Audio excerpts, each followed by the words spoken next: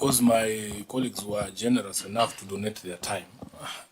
Governor, sometimes you read the room. These guys have been here from morning, and it is not always necessary to put out your view of your achievements at every point. I can assure you, when Nairobi works, it will not come from you. You will be hearing it from the people of Nairobi that in Embakasi South it is working, in North it is working, in Dagoretti it is working. So personally, I would encourage you that some of these issues that you raise, you know we have differences of opinion as to how well they're working, but I think it is within your right to, can I use the word trumpet, or I will be ruled out of order? Some of the things that you are doing in order for the city to work. But when this city works, Governor, you will never have to say it, I can assure you, because you will be hearing it from the people themselves. So I want to thank the members of the committee for their patience, because as the chair has said, we have a very, very unique county here in Nairobi, and some of the stories that have emerged, you can see from the discussion that they are very unique. They don't happen anywhere else. And Governor, I think our responsibility as leadership is to paint the correct picture of the state of affairs of the county of Nairobi so that we can be helped. When I'm trying to convince my colleagues here, and I'm happy that this year we were in consonance, to vote for higher resources to go to the counties, they should be in the picture of some of these challenges that we're going through. If I am trying to convince a senator from Lamu that we are not the same, that, you know, our electricity bill alone is equivalent to his equitable share, then it helps when we paint this picture for everyone, for us to know the sort of situation we are in. Some of the discussions here, and you yourself have admitted, there is just some embarrassing things that go on in our county that no one can be proud of.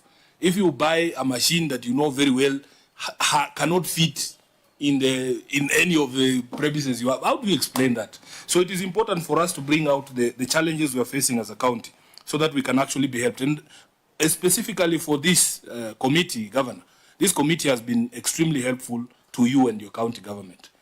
From the decision of NMS on pending bills, that happened before this committee. The question of upbet schools is happening, in the conversation is happening in the Senate. Me and the MP for Madare are sponsoring an amendment to the Education Act to recognize those schools so that you don't have an excuse as to why you're not feeding the kids in those schools. The question of Mama Margaret Kenyatta Hospital was resolved in our Senate Health Committee, chaired by Senator Mandago.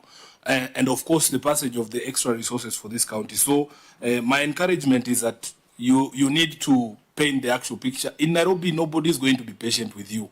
It doesn't matter how many times you repeat that it's only been 1.5 years. This is one of those counties that you build the boat as you sail, because nobody is going to wait for you. At the end of the day, somebody who requires those services, the roads, the medicine, the healthcare, is not going to sit back and say, oh, by the way, our governor is still dealing with the NMS problems. We must work on these problems progressively as we move on. So for me, really, I don't want to speak further than that.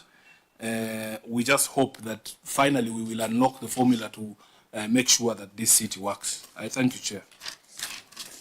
Just to conclude it is to thank my members for their resilience and even the media for staying with us for this long. This has been one of the longest meetings. Governor, when I look at the functions and powers of county governments in the fourth schedule,